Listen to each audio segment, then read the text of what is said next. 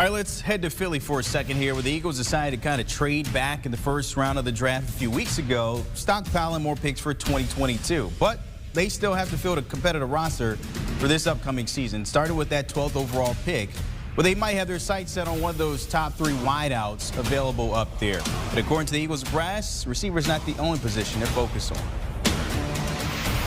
Well, the reason we traded back from 6 to 12 was because flexibility creates opportunity. Like we talked about when we had our last media opportunity, we're going to evaluate every player, and nothing is off the table. We didn't get an answer on Hurts. Or maybe Nick can answer that. Yeah, I mean, to name any starters at this particular time, we've been working with these guys for 2 days. Right? We've been working with these guys for 2 days. My biggest thing is competition. Again, we've talked a little bit about my core values. It's my second core value. It's this team's second core value. Competition's a huge thing, and we're going to have competition at every position. So, Gordon, they've showed basically that they're scared to go quarterback. We saw that last year with Hurts. But take a look at Ryan Wilson's 7th-round mock draft for the Eagles this year. Has them going Devontae Smith with that 12th overall pick.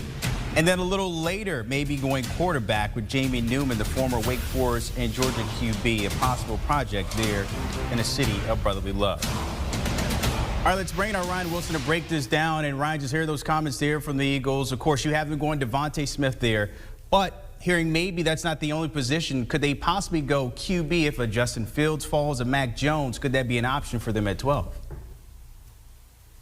Let me just say this first, Brandon. If our guy Tommy Tran was on the Eagles draft board, after the way he played rock, paper, scissors, he's off their draft board. That ain't going to fly in Philly, that cheating Tommy. After what the Eagles might do at that pick there, you mentioned Devontae Smith. That seems like the pick that makes the most sense if you're trading up and down the draft board, trying to get your quarterback a weapon there. But we just heard it there. Howie Roseman said everything's on the table, which is what you expect him to say this time of year. So if Justin Fields is sitting there staring them in the face, and that would be a long draft for that to happen. But if it happens, and this is a conversation that they're almost certainly having to have just in case, you got to think long and hard about it. Because here's the thing. They did exactly the same thing last year with Jalen Hurts when they knew that Carson Wentz was their guy, because as Howie Roseman said at the time, they wanted to build a quote-unquote QB factory.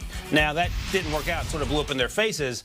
But again, they're not sold on Jalen Hurts long term, and I think it could be quite realistic for them to consider a quarterback there at 12 if that quarterback happens to be a Justin Fields, if they have a high grade on him, or a Mac Jones, or a Trey Lance. Would that be in the best long-term interest of the organization? It could be, for sure. Short-term, it's just going to create the same problems they had a year ago when we heard later there were reports that Carson Wentz wasn't exactly thrilled about the idea of the team taking Jalen Hurts, given his success Carson Wentz is so early on in his career in Philadelphia. So this is just something to watch out for. One more storyline that we'll keep our eye on, and what's going to be, what feels like, Brandon, is going to be a crazy draft, starting with pick number 3 when the 49ers are on the clock. Yeah, the closer we get, of course, is a few days out from everything going down there in Cleveland. I want to look at some of those first day 2 QBs. They're starting to kind of rise a little bit. Davis Mills, we've talked about him, played 11 games on the rise lately. Kellen Mond, of course, all 4 seasons a starter there at Texas A&M. But between those two, who goes first off the draft board? I love Kellen Mond, and I've been saying this for some time now.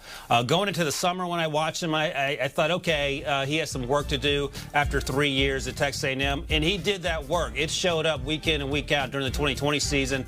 Played unbelievably well against Florida, played fantastic football against Alabama, saw it again against Arkansas.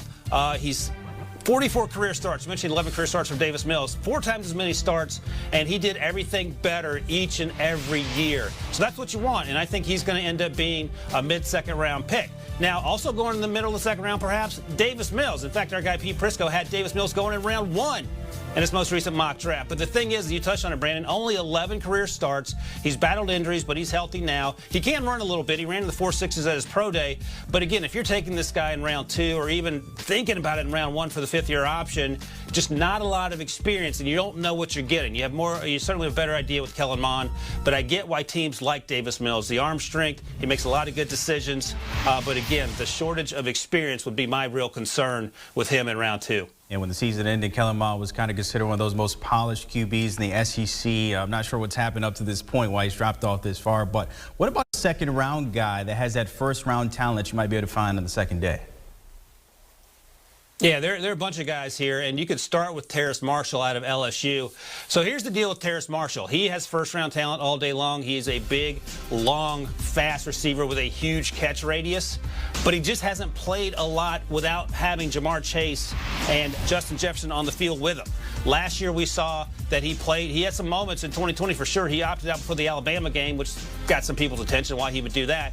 But again, as you see here, he's running past people. Just can he be a #1 receiver? That's the big question, because we don't know that outside of working with Joe Burrow and those aforementioned wide receivers there. Another name to keep an eye on, of course, Najee Harris. I mean, we've been talking him up since the college football season. He is my running back 1. I've had him going in round 2 in recent mock drafts just because I feel that's the way NFL teams think about him. But there's an opportunity for him to go in round 1 because there are a lot of teams that need running backs. Elijah Moore and Rondale Moore, I'll mention them at the bottom of that list there. The only issue with those guys is that they're undersized and they play primarily in the slot, but you can move them around. First-round talent. If those guys are 5'11", 6 feet tall, we're probably talking about top 20 picks. So those are some names to keep an eye on. Just a week away now, Brandon, from the old draft kicking off officially. Look, I see a lot of offensive guys on your mocks here, and when you switch to the other side, the defensive guys, look, we can't find them in the top 10. And when you think about it historically, this might be a draft we don't see them going early here. You got some evidence to kind of update that. Look at your tweet here. This could be the first time in 40 years, Ryan, that we haven't seen somebody go until 9. You think that's still the case? You know, the closer we get to this point where you got names like Micah Parsons, you know, Patrick Surtain, is that still the case? Is that kind of crazy to you?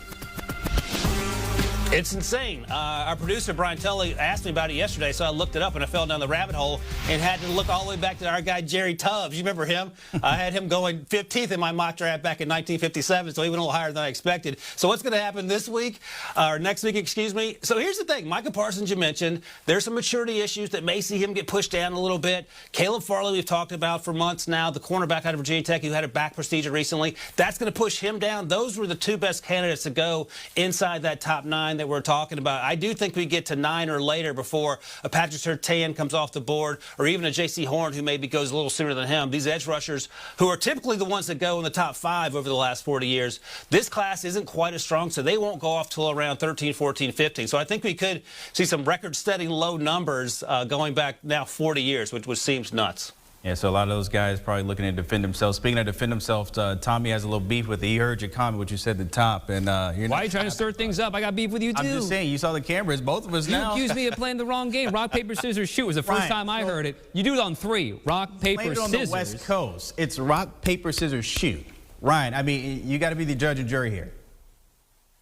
That's right, man. It's shoot. I was watching the segment. I said, Tommy's cheating. No wonder he wins all the time. He doesn't do it right. Leave it all to you East Coasters. By the way, I had time to look it up right here. There are obviously 2 rules to be played. But I will say this. One tweet said rock, paper, scissors on the West Coast is played on the 3 count. 1, 2, shoot. That is all. That's my defense. And I'm the only West Coast guy at HQ, so... Okay, all right. Ryan Wilson, appreciate your time. And look at your analysis, of course, of breaking down rock, paper, scissors, shoot. We needed that. Do you want a sports network that delivers everything that matters about the game? The highlights, the picks, the instant analysis, no yelling, no fake debates, no politics. Hit the subscribe button and never miss a moment.